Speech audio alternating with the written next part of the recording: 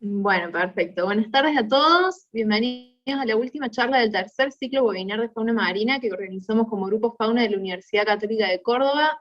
Tengo el gusto de presentar a la disertante del día de hoy, Julieta Oloco, quien hace ya 20 años trabaja como nutricionista de animales silvestres en distintas instituciones. Ella es ingeniera en producción agropecuaria, graduada de la Universidad Católica Argentina, donde actualmente es docente en nutrición y alimentación animal, y dirige una línea de investigación de solubilidad de las distintas fuentes de calcio de Argentina.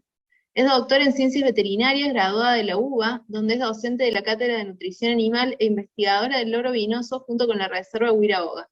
Además, es nutricionista de mundo marino y en el grupo de nutrición de la Alliance para la Conservación del Delfín Pontoporia, que se encuentra dentro del marco de la IUCN. Las preguntas que vayan surgiendo las pueden ir dejando en el chat para que al final se las leamos a la disertante, y sin más le paso la palabra a Julieta y empezamos con la charla final de nuestro ciclo. Bueno, muchas gracias por tu presentación, muchas gracias también por la invitación. Me dio mucha emoción volver a saber de la Universidad Católica de Córdoba porque hace un poquito más de 20 años hice un posgrado ahí en nutrición y alimentación de bovinos y bueno, fueron unos momentos de mi vida muy divertidos, muy lindos como estudiante estar en ese predio divino que tienen ahí, así que bueno, un placer estar con ustedes. Quería hoy hablarles sobre la nutrición y el manejo alimenticio de los neonatos de Pontoporia. Yo pertenezco al grupo de nutrición de la Alianza para el Delfín Franciscana, que es un grupo que está trabajando con muchos otros grupos, los patólogos, los clínicos, los biólogos, ¿sí? Integrados a los planes de conservación de cetáceos que tiene la UCN. Y bueno, nosotros somos 3 nutricionistas que una de las cosas que yo quería aclarar es estamos en plena investigación y desarrollo de todo esto, ¿no? Con esto que les quiero decir, no tenemos todas las respuestas, estamos buscando muchas de esas respuestas. Ya un poco Juan en la última charla les contó de los aciertos, los desaciertos, las cosas que no sabemos, que nos gustaría saber, y bueno, en realidad en eso estamos, ¿no? Aprendiendo, tratando de poner cada uno de nosotros nuestro expertise, trabajando en grupos de profesionales bien heterogéneos para que cada uno desde su punto pueda aportar un granito a la conservación del delfín Pontoporia. Esto un poco ya lo vieron la otra vez, ¿no? Lo que era la distribución geográfica, simplemente quería mencionarlo por si había alguien que no había estado en los otros encuentros. Yo sí me quería detener en esta parte del gráfico. Fíjense, este es un gráfico que muestra cuántos delfines vivos varan en las playas y fueron encontrados por distintos centros de rehabilitación desde 1991 hasta el 2021, con periodos de a 5 años. Y lo que es llamativo es, fíjense cómo a partir del 2011, ¿sí? La población de delfines que varan vivos y que llegan a los centros de rehabilitación aumentó. Tenemos alrededor de 40-45 delfines cada 5 años, ¿no? Lo que es 9 delfines por año. Claramente no podemos mirar para otro lado y decir, bueno, de este animal no se sabe nada, hagamos lo que podamos. No, en realidad tenemos que aprender de este animal porque cada vez está apareciendo más en nuestras playas argentinas. Nos decía la otra vez Pablo que 500, 800 mueren por año en la Argentina, 3.000 a nivel regional, nos decía Juan en el último conteo, con una tasa de remoción de 3,5, 5,6%, ¿sí? Y por eso es importante que comencemos a hablar del rescate del delfín franciscana con todo lo que ya sabemos y pudiendo descubrir las cosas que todavía no sabemos. Cuando yo empecé a trabajar con este grupo de la Alianza, una de las cosas que me llamó la atención fue que ellos contaban que ellos estaban poniendo todo su esfuerzo en salvar a la vaquita. La vaquita es una marsopa que se encuentra en el Golfo de México, que el principal problema que tenía un cetáceo costero fue la pérdida del hábitat, ¿sí? Quedaban alrededor de 200 animales en el 2012, y ellos dicen que cuando ya llegaron a eso, habían llegado tarde. hoy solo quedan alrededor de 10-15 animales. Ya es una especie que está en inminente peligro de extinción. Y entonces este grupo decía, no queremos que nos pase lo mismo con el delfín franciscana, estamos todavía a tiempo de poder conocer tanto a la especie como para ayudarla cada vez, por ejemplo, que un animal llegue a nuestras playas y quede varado.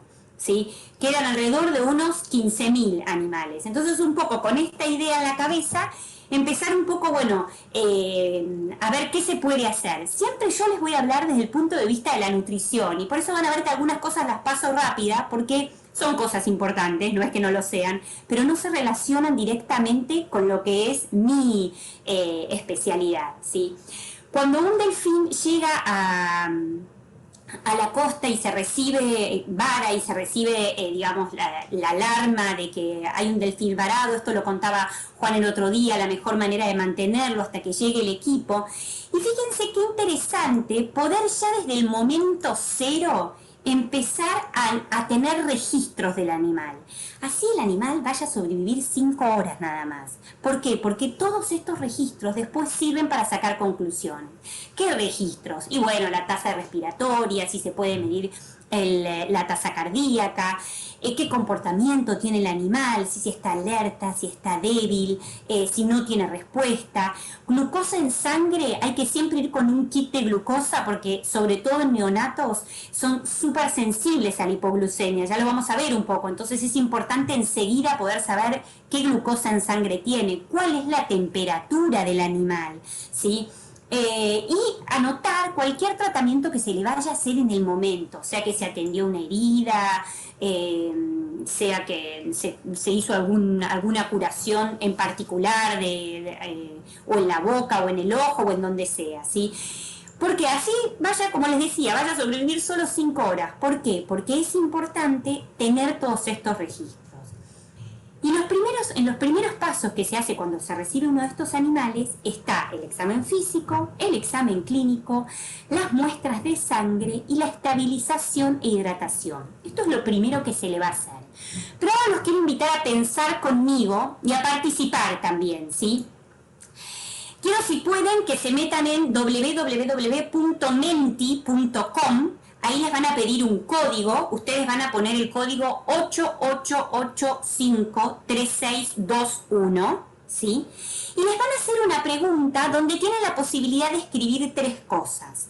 La pregunta es, ¿qué datos pedirían si ustedes fueran los nutricionistas, para saber por dónde empezar, a las personas que hacen estos primeros examen físico, clínico, ¿sí? Esto que mencionaba recién, examen físico, clínico, muestras de sangre, estabilización e hidratación. Ustedes, nutricionistas, reciban el llamado, estamos trasladando un delfín franciscana de la costa al centro. ¿Qué hacemos? Entonces el nutricionista pide algunos datos. Entonces quiero que ustedes me digan cuáles son los datos que ustedes pedirían a los rescatistas o a los veterinarios que están en zona, ¿sí? Para poder empezar a trabajar. ¿Se entendió la pregunta? Espero que sí. Las que estén controlando el chat, que me digan, así cualquier cosa, si no, explico.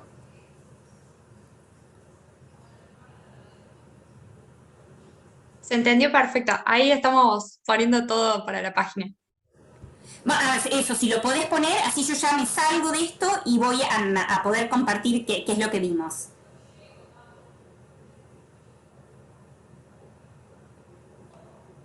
¿Usted dice que lo pongamos en pantalla ahora? O sea, dejar de compartir eso y ponerlo otro. No, mira, yo ahora puse, yo voy a compartir, vos no te preocupes, yo voy a seguir manejando acá, vos no dejes de compartir nada. Listo. Perfecto, no me perdí ahí. Ahora déjenme un minuto. Esto es lo que tiene, a ver.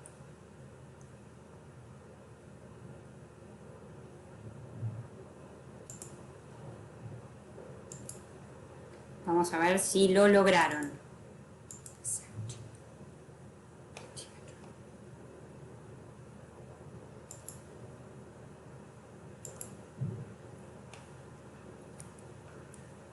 Ya estoy viendo respuestas de una persona, así que ya una persona se pudo meter. Necesito a ver que otros me digan. Yo no quiero compartir pantalla hasta que esto esté bastante más armado para evitar que se copien.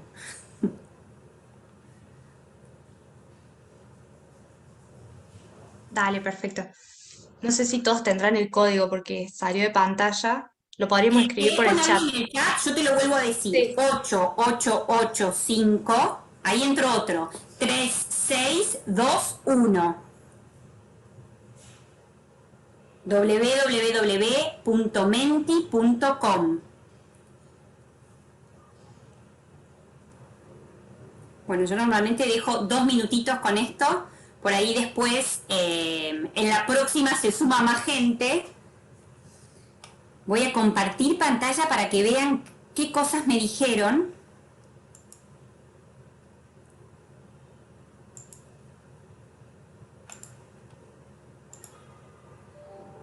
Bueno, esto es lo que se está mostrando. Sí, este es un gráfico de nubes donde las palabras más grandes son las que más se repitieron, ¿sí? Y me dicen que las cosas que le pedirían al rescatista o al veterinario que está en playa es el estado de hidratación, en primer lugar. Dice glucosa en sangre, glucemia, muy bien, es más o menos lo mismo. Preguntan si tiene reflejo de succión, ya vamos a hablar de esto. Etapa del desarrollo o edad estimada es más o menos lo mismo. Preguntan el peso y pregunta si defeca. Bueno, muy bien. Vamos a volver ahora a la presentación.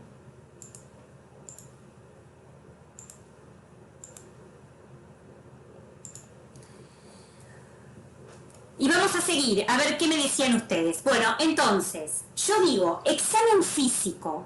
Y sí, me va a interesar.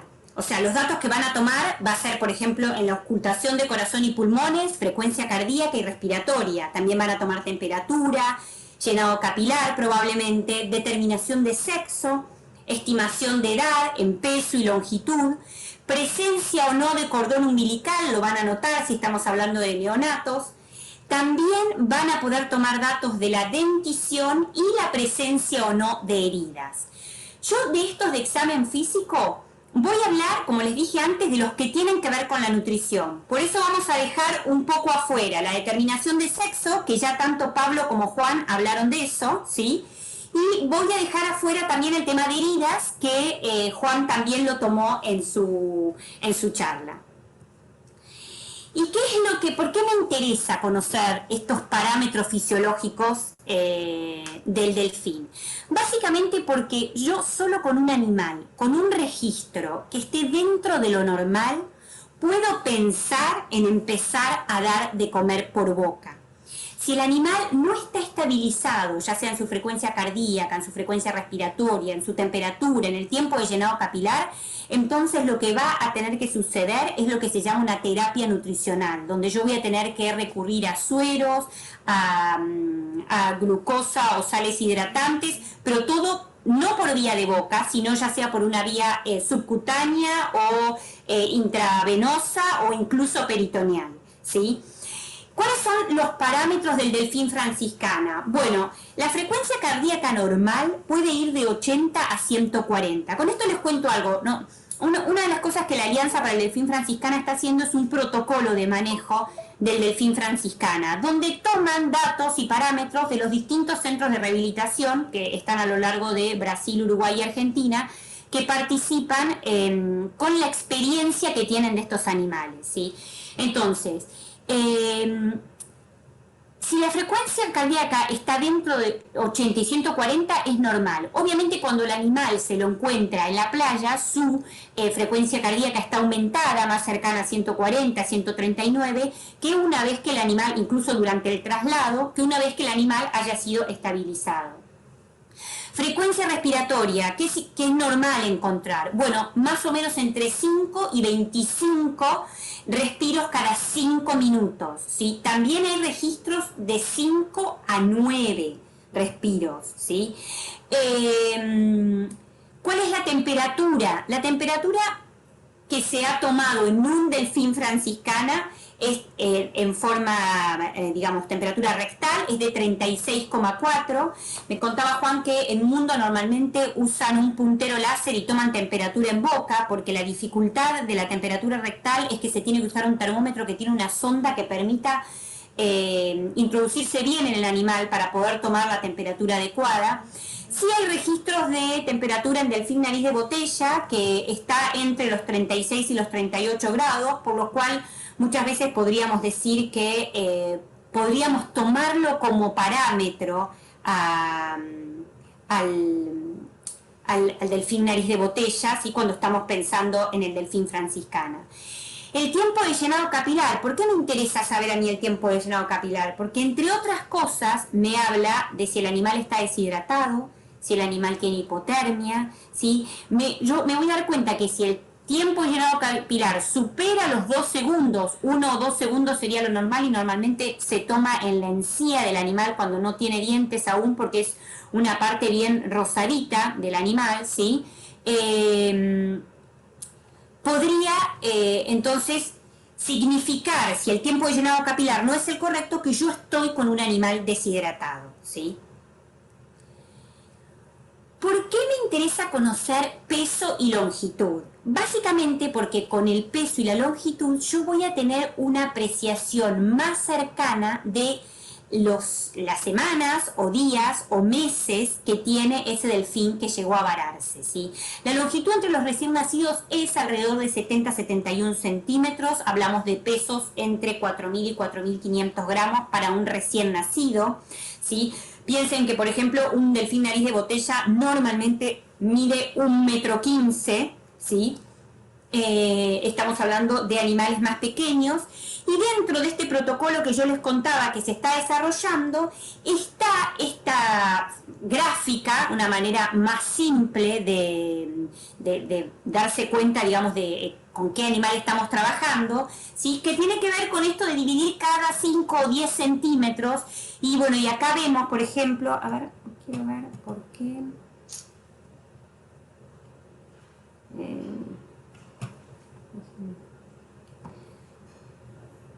El puntero láser. Acá estoy viendo, por ejemplo, que entre 65 y 70 centímetros es un recién nacido con menos de una semana de vida. Nosotros, el último delfín que entró en el mundo marino medía 68 centímetros y todavía tenía el cordón umbilical, por lo que sabemos que seguro tenía menos de una semana de vida, ¿sí? Y después, como a medida que van creciendo, bueno, más de 95 centímetros, 1 año de vida, más de 115 centímetros, 2 años de vida. Estos animales, creo que ya lo habían mencionado, no sé si Pablo o Juan, más o menos como adultos, los machos llegan a medir 1,25 m, 1,35 m, pesando entre 24 y 28 kilos, y las hembras son un poquito más grandes, ¿sí? Los partos se dan de septiembre a diciembre. ¿Y por qué es interesante saber esto? Y porque en función de cuándo varó el delfín, también eso me puede ayudar a determinar su edad, ¿sí? Y normalmente los meses de lactancia pueden llegar a ser 8 o 9 meses, pero más o menos al mes 3 el animal comienza a comer sólidos. Un dato que ustedes dijeron que es importantísimo y que es el primero que yo pregunto, y es ¿cuánto pesa el animal? Obviamente, si no hay una posibilidad de pesar al animal, entonces empezamos a trabajar con otras medidas como la circunferencia a la altura, digamos, anterior de la aleta dorsal, ¿sí? Esa es una medida que nos puede llevar a nosotros a referencias de peso. No particularmente en este delfín en sí están armadas esas referencias, pero sí para saber si el animal va creciendo o no va creciendo, ¿sí? Eso es como lo importante. ¿Y por qué a mí me interesa el peso? Porque yo creo que si ustedes recuerdan de cuando cursaron nutrición, nosotros con el peso podemos determinar el peso metabólico. Y con el peso metabólico nosotros nos podemos dar una idea del metabolismo basal. Y con el metabolismo basal nos podemos dar una idea de la energía neta de mantenimiento o del requerimiento energético en reposo, ¿sí? Y a la vez también podemos estar pensando en un requerimiento energético diario. El manual el protocolo para las pontoporias dice que nosotros estaríamos bien pensando que un animal requiere entre 150 y 200 kilocalorías por kilo por día. Y esto, sí, fíjense que si lo hacemos en cuenta con un delfín de verdad, por ejemplo, este delfín que yo les decía que medía 68 centímetros, al llegar al parque pesaba 4 kilos 150 gramos, ¿sí? Y entonces estaría teniendo un metabolismo, metabolismo basal de 70 por 4,5 a la 0,67. ¿Por qué estoy usando esta fórmula? Uso la fórmula que se usa normalmente en carnívoros estrictos, ¿sí? Y que el manual para mamíferos marinos considera que es la fórmula más acertada para cetáceos, ¿sí? Y que ha sido utilizada mucho en delfines. Pero, digamos, con el metabolismo basal solamente, nosotros en la naturaleza no obtenemos un requerimiento en real de energía neta de mantenimiento, porque nos está faltando la actividad voluntaria y la energía que se requiere para estar en una temperatura confort. Ahora, cuando nosotros recibimos a un animal y lo ponemos en una pileta, esa actividad voluntaria es casi cero, ¿sí? La actividad voluntaria tiene una fórmula para mamíferos que tiene que ver con la velocidad a la que va el animal, la distancia recorrida y la temperatura del agua entra en esa fórmula de actividad voluntaria. Y también hay fórmulas para determinar cuál es esa temperatura confort. En principio nosotros en cautiverio no consideramos esa actividad voluntaria, que si recuerdan, la actividad voluntaria es la actividad que sucede para la búsqueda del alimento, ¿sí? Exclusivamente, no la actividad para juego o para otras, sino es simplemente la actividad que sucede para la búsqueda del alimento. Algo que no se da en cautiverio porque nosotros alimentamos al animal en su lugar. Y lo mismo, el nivel de confort de temperatura, nosotros ponemos al animal en una temperatura confort, ¿sí? Entonces, haciendo esos cálculos nos da que el requerimiento de este animal que pesa 4,15 kilos sería 181,63 kilocalorías por día. Que para transformarlo en energía metabolizable total, ¿sí? ¿Se acuerdan? La energía neta es el último escalón, digamos, es lo que verdaderamente el animal requiere, pero entre la energía neta y la energía metabolizable hay pérdidas por incremento calórico que tienen que ver con el consumo del alimento, ¿sí? Y entonces, para poder determinar cuál es ese requerimiento energético diario o energía metabolizable total, vamos a las fórmulas que se usan en carnívoros estrictos. Entonces yo podría decir que para el crecimiento el requerimiento energético en reposo se multiplica por 2,5 para transformarse en esa energía metabolizable total o requerimiento energético diario. Y esto serían 454 kilocalorías por día. Pero no llegamos todavía a decir cuánta energía bruta, porque ¿qué nos está faltando? Nos está faltando conocer la metabolicidad de ese alimento, ¿sí? Los estudios que se han hecho en dietas en delfines, en otros delfines, no en delfín pontoporia, pero más o menos estamos hablando del mismo tipo de alimentos, nos hablan de una digestibilidad del 85-90% y una asimilación de eso que es digerido, ¿sí? De un más o menos 75-80. Entonces sería lógico pensar en una metabolicidad del 75%. Entonces yo logro, con estos cálculos matemáticos que ustedes deben haber practicado un montón mientras cursaron nutrición, llegamos a que este animal en principio estaría requiriendo 605 kilocalorías por día, coincidente con lo que se piensa para delfines más grandes como el delfín nariz de botella, ¿sí?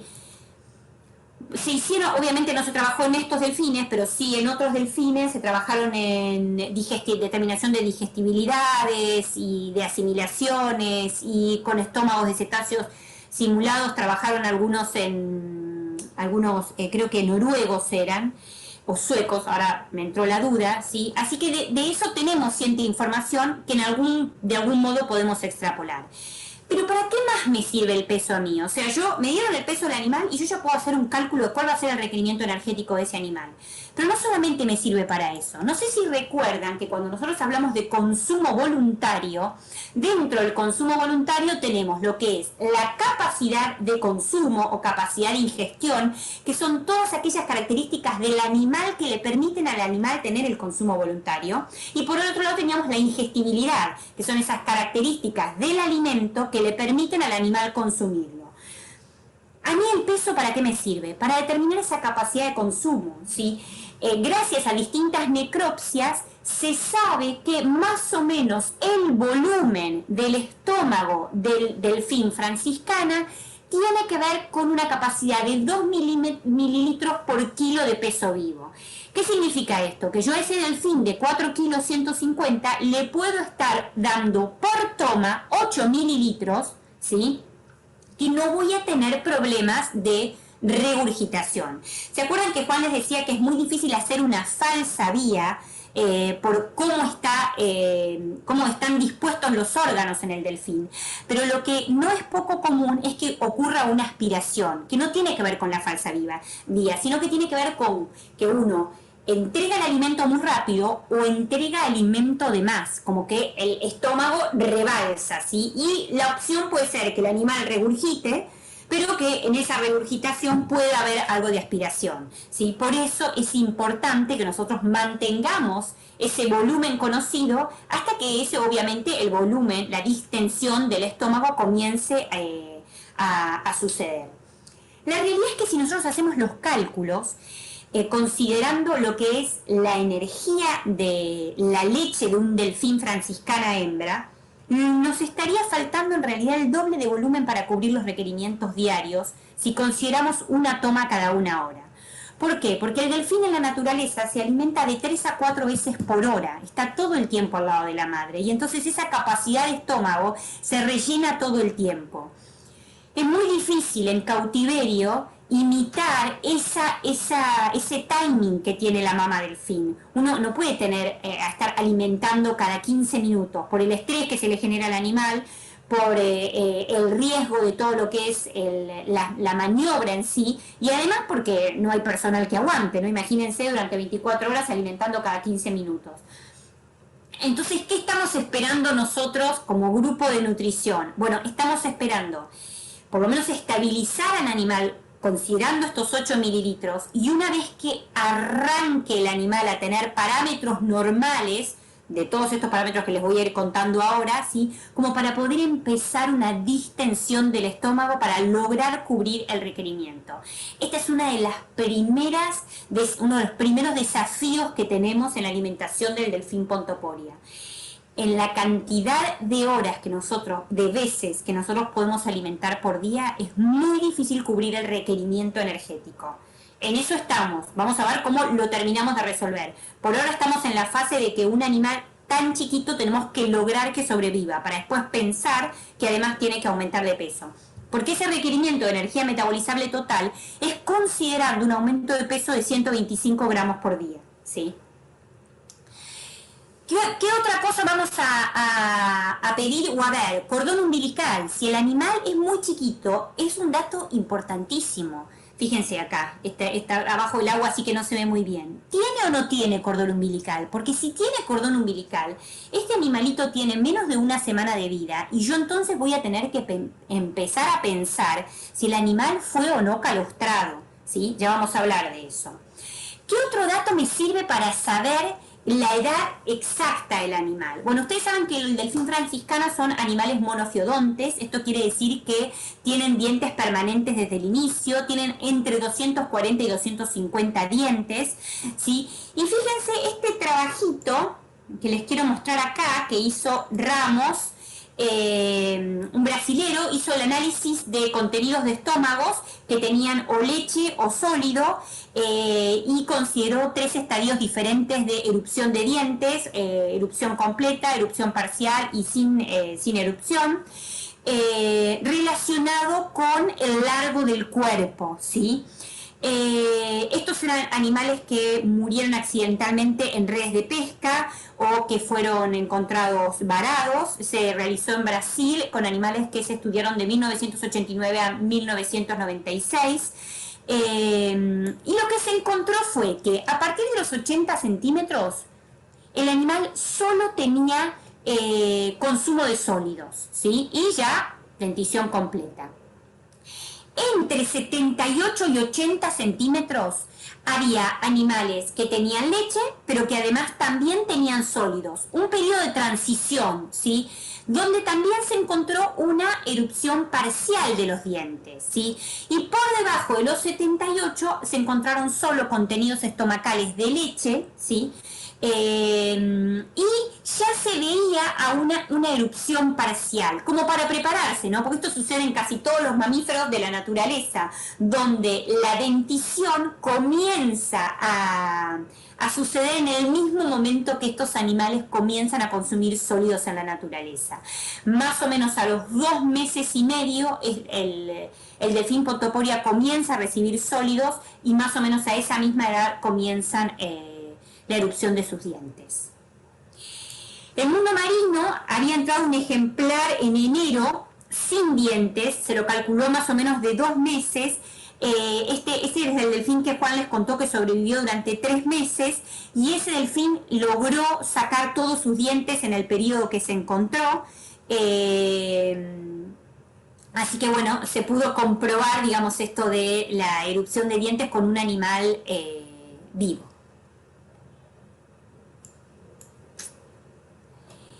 El examen clínico, ¿qué es lo que me va a interesar? Bueno, en el examen clínico obviamente va a haber análisis de sangre, análisis de respiro y ecografías, ¿sí? Bueno, yo me voy a detener en el análisis de sangre y qué me va a interesar a mí ver en una ecografía, ¿sí? No es que no es importante el análisis de respiro, es súper importante porque no sé si recuerdan, Juan les mostró la cantidad de complicaciones relacionadas con neumonías y problemas en los pulmones que tienen estos animales, pero no hacen a las decisiones de nutrición.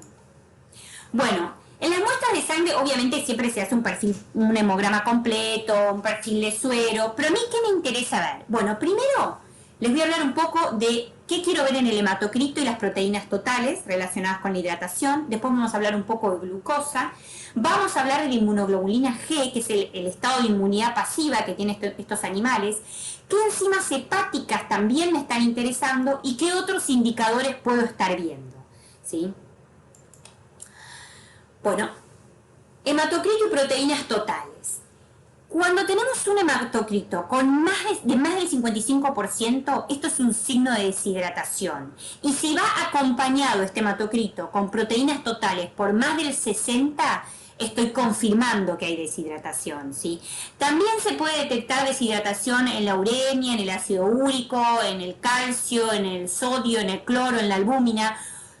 Sodio y cloro, ojo, porque muchas veces se ven elevados porque el animal porque generalmente el animal varado pudo haber tragado agua salada, ¿sí? Y eso hace elevar el sodio y el cloro y no necesariamente es una deshidratación. Quería mostrarles un poquito estos análisis que se hicieron en el último delfín, no sé si lo van a llegar a ver, yo se los voy diciendo. Fíjense que hay unas proteínas totales de 64%, ¿sí? O sea, están por arriba de 60%. Y el hematocrito estaba, esperen, ¿por dónde estaba el hematocrito? Estaba por... ahora no lo veo. El hematocrito era de 50. A ver, bueno, voy a tener con los anteojos. Esperen.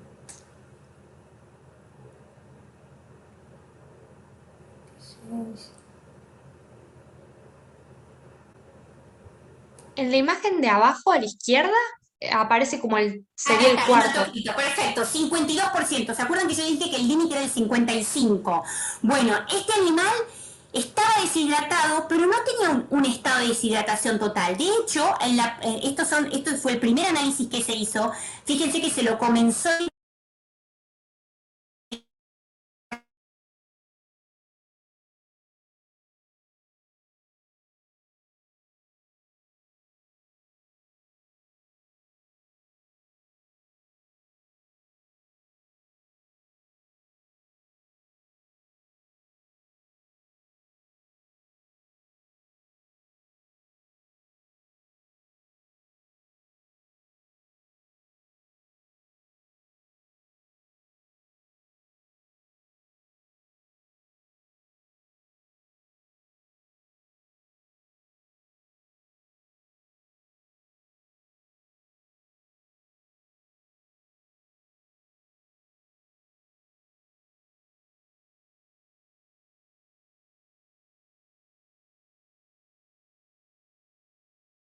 Hola a todos. Bueno, parece que perdió conexión Julieta, así que vamos a esperar un ratito a ver si podemos reconectar todo.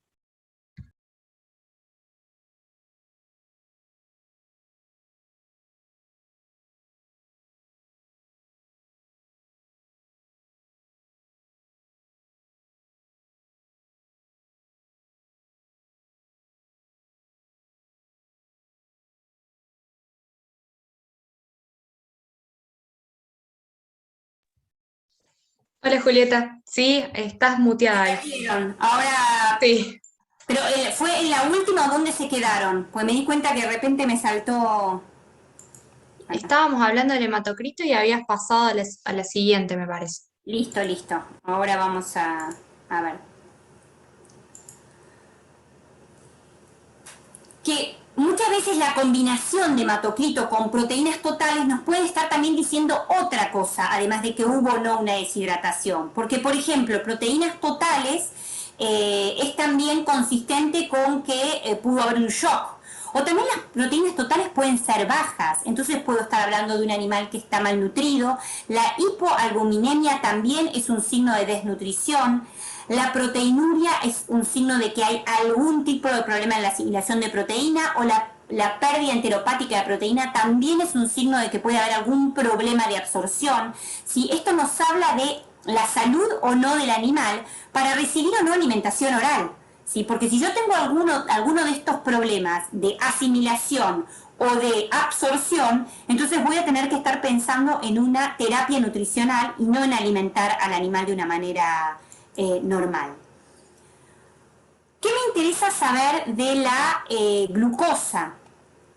Bueno, los neonatos son muy susceptibles a la hipoglucemia, por eso es importante monitorear muy de cerca la glucosa en sangre, y esto se puede hacer fácilmente colectando unas gotitas y usando un contador de glucosa de estos que usa la gente que es diabética, por ejemplo, ¿sí?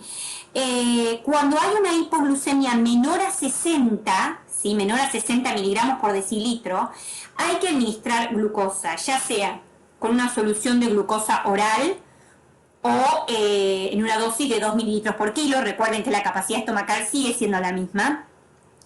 O una dosis, se puede dar una dosis subcutánea de 2,5% de solución glucosa en 10 mililitros por kilo, o también incluso intravenosa, ¿sí? Otra ruta es la intraperitoneal, que se usa usando 5% de dextrosa, pero eso ya requiere una expertise y una experiencia del médico veterinario que está rehabilitando importante. ¿Sí? ¿Qué otra cosa vamos a mirar? El calostrado. Si yo les decía, bueno, una prueba de hemoglobina G es una de las pruebas más sencillas que se pueden hacer, es el tiempo que digamos, se toma el tiempo en aparecer el coágulo en una solución de glutaraldehído en sulfato de amonio, y entonces de esa manera sabemos si hay inmunidad pasiva. Porque los delfines son al nacimiento incompetentes desde el punto de vista inmunitario. Ellos dependen enteramente de la inmunidad pasiva que pasa de la madre a la cría a través del calostro, ¿sí? Y después el otro modo de medir si el animal ha sido calostrado o no es midiendo la gamma glutamiltransferasa. Esto es muy fácil porque esta medición se hace el primer día, y a los más o menos 5 días creo que es, no, a los 4 días cae a la mitad, y a los 7 días cae un poco más, y entonces, bueno, ya se sabe que el animal tuvo un buen nivel de calostrado. Sí. Ahora, ¿qué pasa si el animal no fue calostrado? Bueno, esto es algo que todavía nosotros con el delfín franciscana tenemos que resolver. ¿Por qué? Porque se sabe que guardando, digamos, calostro de delfín, nariz de botella, uno puede calostrar a un delfín nariz de botella.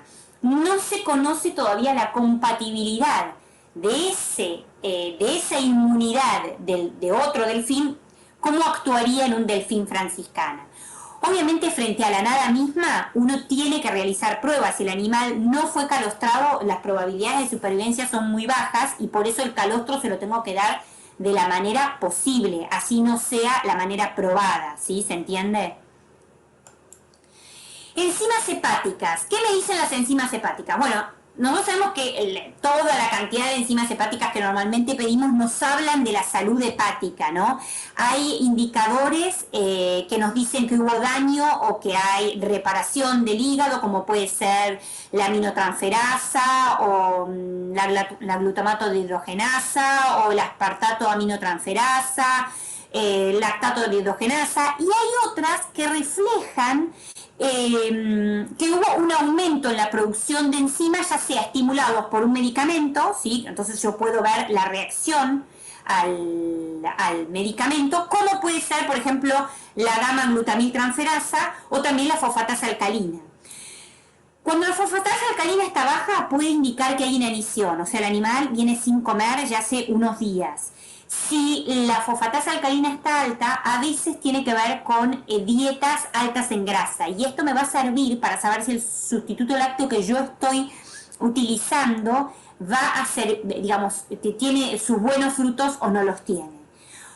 Otros indicadores en los que yo me fijo como parámetros sanguíneos para saber cómo viene la nutrición y si hay carencias es, bueno, la albúmina baja me habla de una mala calidad de proteína o una mala digestión, y entonces ahí tengo que pensar más en alimentación por sonda que oral, ¿sí? Porque hay algún problema de mala asimilación o mala digestión. Minerales como potasio, calcio, fósforo me están hablando de deficiencias, que puede ser deficiencia del mismo mineral o deficiencias de sinergismos o antagonismos. Por ejemplo, una deficiencia de fósforo me trae una deficiencia de calcio, o una deficiencia de vitamina D me trae una deficiencia de calcio. Entonces, bueno, esos parámetros me sirven para ver el estado nutricional del animal. Y por último, como la parte, digamos, de los análisis clínicos, es la ecografía, que a mí, ¿qué es lo que me interesa ver como nutricionista? Y me interesa ver si hay movilidad intestinal, si hay algún patrón de obstrucción, si hay gas intestinal, si hay gastroenteritis, si hay o no presencia de comida. Todo eso es lo que me va a servir a mí para saber también cuánto tiempo tengo para reaccionar frente a sigo hidratando o comienzo a dar comida, ¿sí? Y ahora sí nos vamos a meter de lleno en la hidratación y la alimentación. Vamos a hablar un poco de hidratación, frecuencia, cantidad por tomas, cantidad diaria, modo de alimentación, ¿sí? Pero lo primero que les quiero decir es, la hidratación en las funciones, digamos, es importante. ¿Por qué? Porque el agua es el solvente para transportar los nutrientes y en los que se excretan los productos de desecho. Y además es el medio para que ocurran las reacciones enzimáticas, principalmente las enzimas hidrolíticas. Y además regula la temperatura corporal porque tiene un alto calor latente de evaporación y un alto calor específico del agua. ¿Cómo voy a dar esa hidratación? Puede ser oral, ¿sí?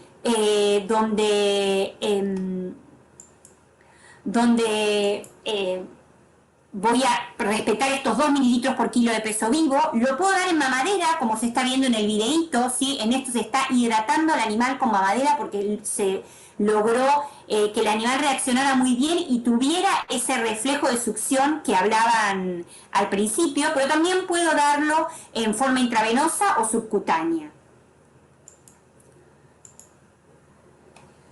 Una vez que el animal esté hidratado, mínimo 12 horas exclusivas de hidratación, yo puedo empezar a pensar en proveer una fórmula.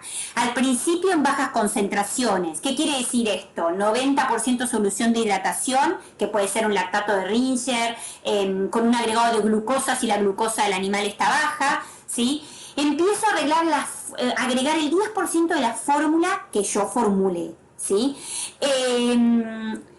Después, poco a poco, pues si veo que esto viene bien, a las 12 horas aumento a 25%, y así voy aumentando hasta llegar recién en el tercer o cuarto día a tener un 100% de fórmula como alimentación para el animal. Y recién después de una semana de vida a la fórmula le puedo incorporar el pescado. Ya vamos a ver qué tipo de fórmulas preparar. Para saber qué tipo de fórmula preparar, obviamente lo que necesitamos saber es la composición láctea de la hembra de delfín franciscana. Por eso cada vez que aparece una hembra a la que se le pueda extraer un chorrito de leche, como en este caso la foto que están viendo, ¿sí? Se pudo haciendo presión sobre la papila mamaria obtener 4 mililitros más o menos de leche, ¿sí? Con eso lo que vamos a hacer es, ver cuál es el perfil nutricional. Pablo les contaba que él tiene este trabajo hecho, pero que todavía no está publicado. Nosotros en el grupo de nutrición nos manejamos con las publicaciones de Kaon, que es un brasilero que hizo el análisis de 4 leches, 2 leches de verano, 2 leches de invierno. En las leches de verano lo que principalmente vemos es que hay un promedio de 14,07 gramos de proteína cada 100 gramos de leche y hay un 8,21 de grasa en verano. Y vemos que en el invierno esta proporción cambia, ¿sí? Yéndose más o menos a 10 la proporción de proteína, baja un poquito, pero casi aumenta, creo que el promedio daba 15 y pico, ¿sí? La proporción de grasa. Esto le está casi dando 2 veces más cantidad de energía esta grasa que lo que otorgaba esta grasa. No sé si recuerdan los coeficientes calóricos de los distintos nutrientes. El de la grasa era 9,4, el de la proteína 5,6 calorías por gramo y el de los carbohidratos 4,5 calorías por gramo, ¿sí? Esto es lo que me va a decir a mí es qué cantidad de proteína y de grasa debería tener la dieta. Pero hay muchas cosas que nosotros no sabemos, ¿sí? Y que nos gustaría saber, por ejemplo, del perfil de ácidos grasos. Se sabe que en el delfín común el perfil de ácidos grasos tiene una alta cantidad de ácido araquidónico, ¿se acuerdan? Uno de los ácidos grasos esenciales. Principalmente se encuentra en los carnívoros estrictos. Y se sabe que en el delfín común y el delfín nariz de botella esto está. Bueno, no sabemos qué pasa en el delfín franciscano, es algo que deberíamos saber. Se sabe que en el resto de los delfines el perfil de aminoácidos de la proteína, de la caseína, es muy parecido al perfil nutricional del gato. Si bien la leche del gato nada tiene que ver con una leche de delfines. La leche de gato tiene 9,1 de proteína, 3,3 de grasa y 4,9 de lactosa, ¿sí? Acá no había registros de lactosa para los animales de verano, pero sí había un más o menos 2,5 para las muestras de invierno, ¿sí? La lactosa es principalmente energía. Y otras cosas que también deberíamos tratar de saber es, bueno, qué porcentaje de calcio, qué porcentaje de fósforo. ¿Para qué? Para que cuando después nosotros formulamos la dieta que vamos a entregar, podamos imitar lo más posible ese tipo de dieta, ¿sí? Fíjense, esta es una dieta que está imitando bastante lo que es una leche de invierno y esta está imitando bastante lo que es una leche de verano, ¿sí? Obviamente, una de las cosas que yo les decía al principio, sobre estas leches estamos trabajando, no es algo que está resuelto, así que seguimos metiéndole mejoras para poder llegar a tener una fórmula lo más óptima posible. Sea cual sea la fórmula siempre tiene que prepararse fresca una vez por día, se almacena en un refrigerador hasta su uso y se calienta a temperatura corporal. Se trata de que no sea microondas, porque el microondas deja puntos calientes, sino se trata de que sea a baño María, ¿sí? Y se descarta aquella fórmula que no haya sido usada en 24 horas, ¿sí?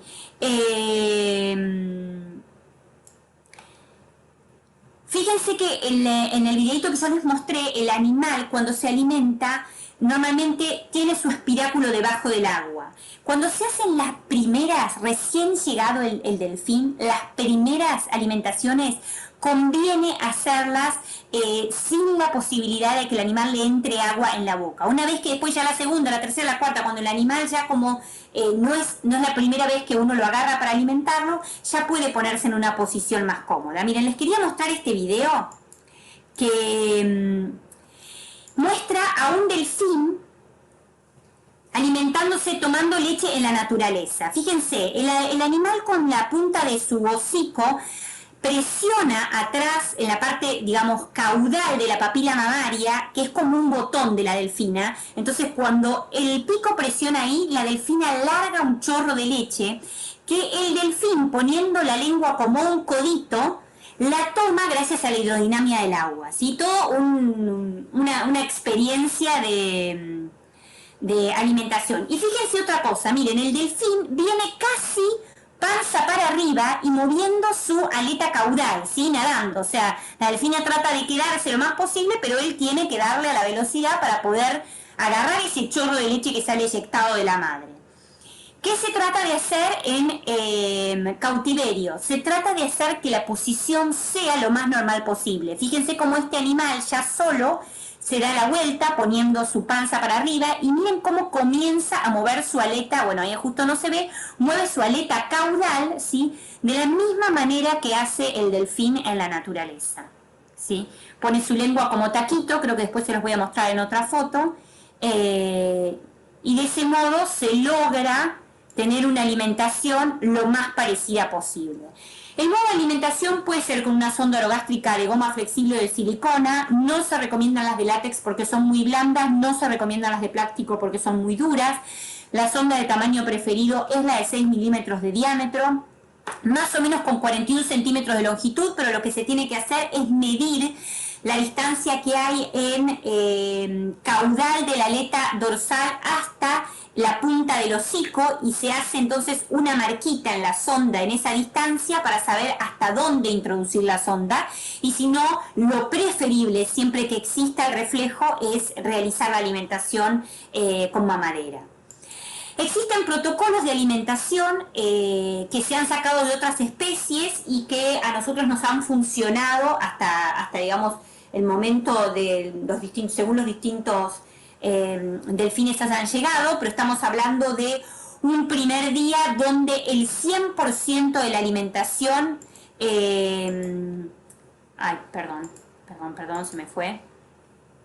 No se puede puntero láser con... El 100% de la alimentación es hidratación, ¿sí?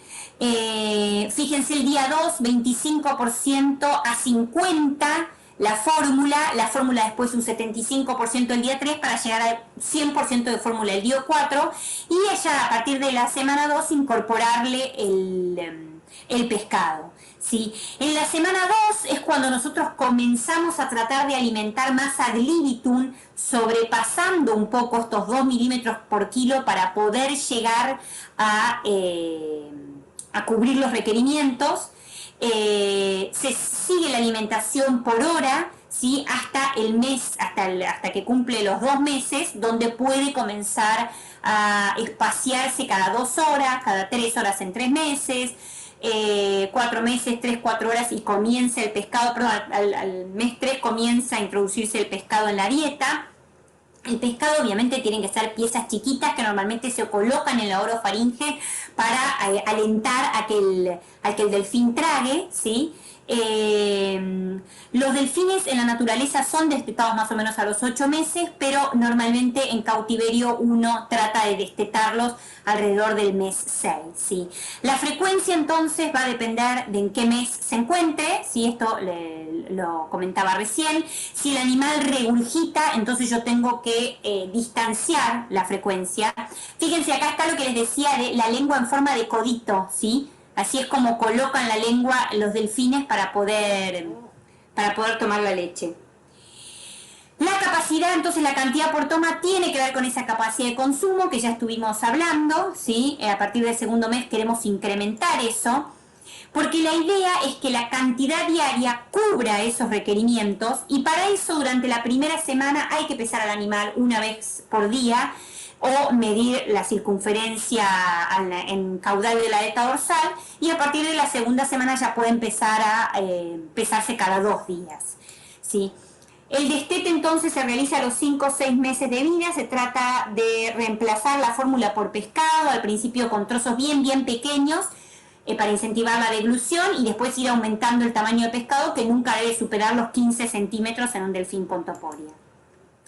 Todo debe ser registrado, ¿sí? Registrar el comportamiento, qué concentración de fórmula se dio, qué volumen de fórmula, si el animal defecó o no defecó, cuál es el consumo de calorías, cuál es el peso, la ganancia de peso, la longitud.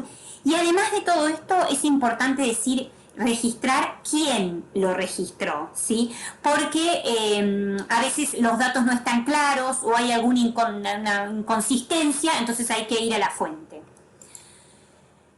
Siempre que hablamos de animales en cautiverio, chicos, tenemos que pensar en su vida en la naturaleza. ¿Cuál es su dieta en la naturaleza? De esto nos habló Pablo, ¿no? De esta cantidad de peces óseos, pero también de moluscos cefalópodos y crustáceos que forman parte de su dieta.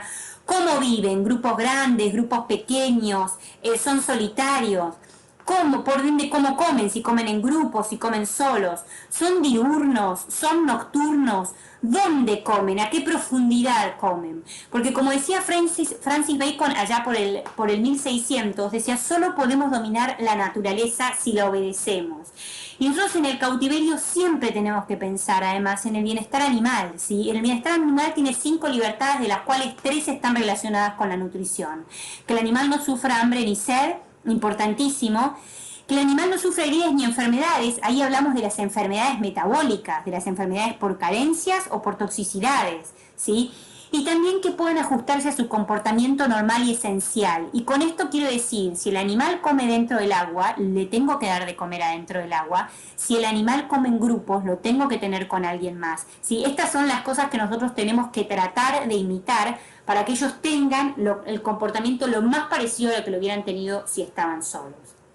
Ya terminando, les quería pasar, nadie que se quiera dedicar a la nutrición de animales silvestres puede no tener estos libros, ¿sí? Uno es el manual de medicina de mamíferos marinos, que es el que les comentaba Juan la otra vez. Hay un libro de hand breeding, o sea, de crianza a mano de animales silvestres y domésticos, súper recomendable y donde saqué parte de la información que hoy les compartí.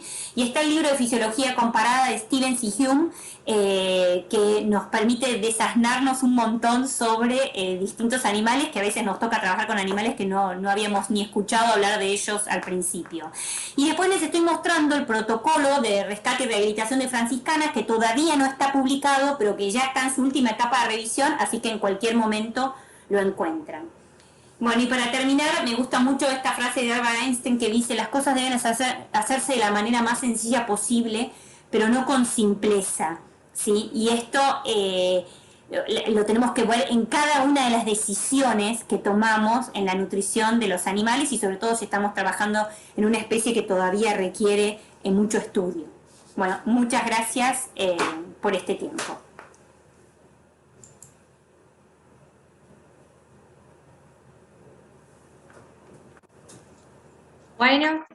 Bueno, Julieta, muchas gracias de parte de todo el Grupo Fauna de la Universidad Católica de Córdoba. La verdad que la charla fue preciosa, sumamente apasionante y la verdad que todos aprendimos muchísimo.